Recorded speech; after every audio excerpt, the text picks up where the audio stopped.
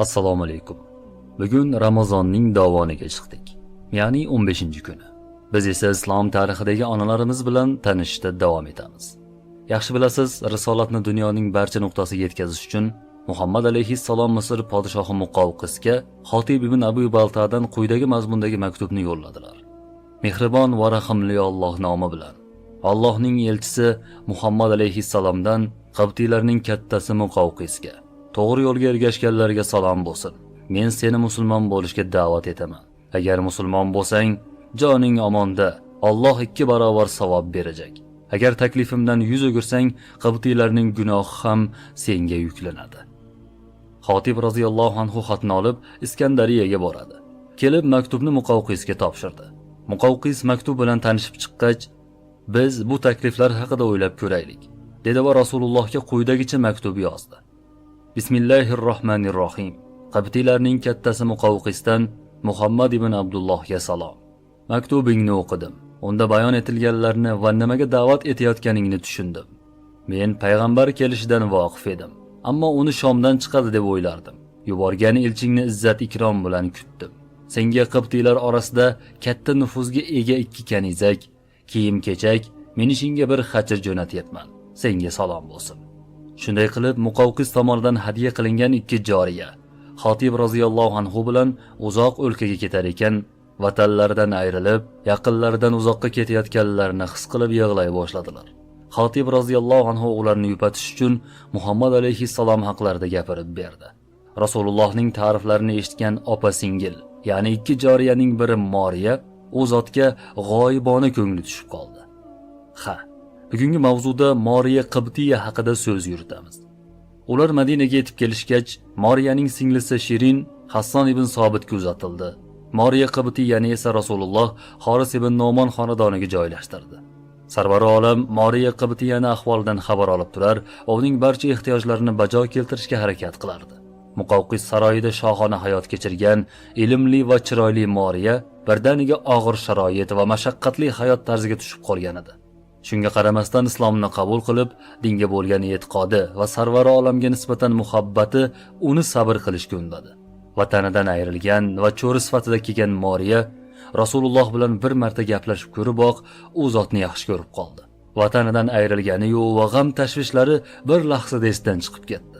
Chunki payg'ambar alayhissalom bilan gaplashgan barcha odam Rasululloh hammadan ko'ra meni ko'proq yaxshi ko'rsa kerak deb o'ylardi. Bu esa Rasululloh alayhissalomni qanday xulq ustida ekanligini ko'rsatadi. Moriya qarasaki, u zot juda omonatdor, solih inson ekan. O'g'il farzandlari yo'qligini ko'rib, erta-yu kech yaratgandan u zot uchun farzand so'rab duo qilardi. Moriya roziyallohu anha u zotning ko'zlarida quvonchni ko'rishni istardi. Chunki hamma Rasulullohni xursand qilishni istardi-da. Alloh azza va jalla Moriyaning iltijolarini qabul qilib, bir farzand ato etdi. Moriya roziyallohu anha saroyda yashagan vaqtlarida Ibrohim alayhissalomning qarigan chog'larida Ismoildek o'g'il farzand ko'rganlarini o'qib, yig'lab ta'sirlanib yurardi. Rasulullohni ham shu baxtga muyassar bo'lishlarini orzu qilardi. U o'z hayotini Hojar onaga o'xshatardi. Joriya bo'lib Sora tomonidan Ibrohim alayhissalomga tuhfa etilganidek, Muqawqis tomonidan Muhammad alayhissalomga joriya etilganini ko'p bor qiyoslardi. Moriya roziyallohu anha go'zal xulq atvorga ega, shirin so'z ayol edi. Doimo Rasululloh alayhissalomni xursand qilishga harakat qilar va buning uddasidan chiqardi. Homiladorlik vaqtida payg'ambar alayhissalom unga ko'p mehr ko'rsatardilar. G'amxo'rlik qilish maqsadida uni Madinadagi Aliya degan joyga olib bordilar. 630-yili Moriya o'g'il farzand ko'rdi. Payg'ambar Ibrohim alayhissalomga o'xshashini orzu qilib, chaqaloqqa Ibrohim deb ism qo'ydilar. Moriya roziyallohu anha shu munosabat bilan ozod qilindi. O'g'il tug'ilgan kuni Rasululloh oldiga Jibril alayhissalom kelib, "O'g'il muborak bo'lsin. O'g'il muborak bo'lsin ey Abu Ibrohim" dedilar. Ibrohim tug'ilganiga 7 kun bo'lganida qo'y so'yib Rasululloh aqiqa qildi. Chaqaloqning sochlari Abu Hind tomonidan kaltalandi. Sunnatga muvofiq kesilgan soch og'irligi miqdorida kumushni Ummu Burdo Xavla binti Munzirga sadaqa qilindi. Oysha roziyallohu anhodan shunday rivoyat qilinadi. Alloh Moriyaga farzand ne'matini ato etib, uni mukofotladi. Biz bu ne'matdan bebahra qolganmiz der edi. Rasul akram barcha ne'matlarni qadrlagani kabi, bu farzandini ham yaratgandan ulug' tuhfa deb bilib, uni doim suyardi. Tizzalariga o'tkazib, o'pib quchardilar. Otalik mehri Ibrohimni mudom sevish va avaylashga undardi. Bu vaqtda faqatgina qizlari Fatima hayot edi. Shu tufayli bor mehrlarini Ibrohimga baxsh etardi. Yumushlarini ado etib bo'lgach, uning huzuriga oshiqardilar, o'g'lini ko'rish uchun. Ammo Allohning taqdiri boshqacha edi. Rasulullohning o'g'li Ibrohim 16 oylik bo'lgan vaqtda to'satdan kasal bo'lib qoldi. Abdurrahmon ibn Avf roziyallohu anhu uning betobligi haqida payg'ambarimizga xabar bergach, u zot o'g'illarining oldiga shoshildilar. Rasululloh kelsalar, Mariyaning ma'sum yuzlari so'lg'in, ko'zlari nam holatda edi. O'g'li Ibrohim esa onasining bag'rida og'ir ahvolda yotardi. Rasululloh darhol uni quchoqlariga olib, yuzlaridan o'pdilar. U zot o'g'liga qarab, "O'g'lim Ibrohim, Alloh tomonidan senga kelgan hech bir narsaga qarshi bo'la olmaymiz" deb o'g'illarini bag'rlariga bosar ekan, Ibrohimning yuziga Rasulullohning muborak yoshlari yomg'ir kabi yog'a boshladi. Payg'ambar alayhissalom boshqalarga bildirmasdan yig'lardilar. Qanday qilib yig'lamasin? Yakka-yu yagona tirik bo'lgan o'g'li ham jon taslim qilayotgandi. Nihoyat Ibrohim jon taslim qildi. Muhammad sallallohu alayhi va sallam yig'lab shunday dedi: "Ketganlar bilan oxiratda ko'rishish umidi borligi uchun xotirjammiz. Shu umid bo'lmaganida sen bilan ayriliqqa chiday olmasdim ey o'g'lim Ibrohim. Biz sendan ayrilganimizdan g'oyat mahzunmiz.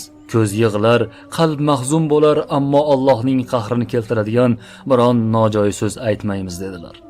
Rasululloh alayhissalom inson boshida bo'lishi mumkin bo'lgan hamma musibat bilan imtihon qilingan. Yoshligida yetim qoldi, kambag'allikni ko'rdi, tahqirlandi, toshbo'ron qilindi, vatanidan quvildi, farzand dog'ini ham ko'rdi.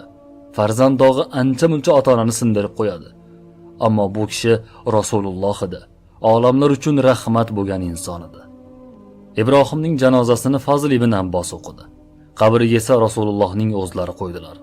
Ko'zlaridan yosh oqarkan, "Ummatim, ummatim" deya yig'ladilar. Shunda Abdurrahmon ibn Avf, "Yo Rasululloh, o'zingiz qaytargan narsani o'zingiz qilasizmi? Axir yig'lamanglar der edingiz-ku" dedi. Shunda Rasululloh, "Ey azizlarim, bo'lgan voqeadan sizlar bexabarsizlar. Bugun mening boshimga tushgan sinov boshqa bir inson boshiga tushsa, og'irlik qilarida ko'tara olmasdi. Bugun Alloh uchun ummatimni ixtiyor qilib, o'g'limni topshirdim" dedilar. Alloh sizdan rozi bo'lsin, yo Allohning rasuli. Ibrohim vafot etgan kuni quyosh tutildi. Odamlar quyosh Ibrohim vafot etgani uchun tutildi dedilar. Shunda payg'ambar alayhissalom, quyosh va oy Allohning mo'jizalaridan, birovning vafoti yoki tug'ilgani uchun tutilmaydi. Ularni tutilganini ko'rsangiz, to ochilib ketgungacha Allohga duo qilinglar dedilar.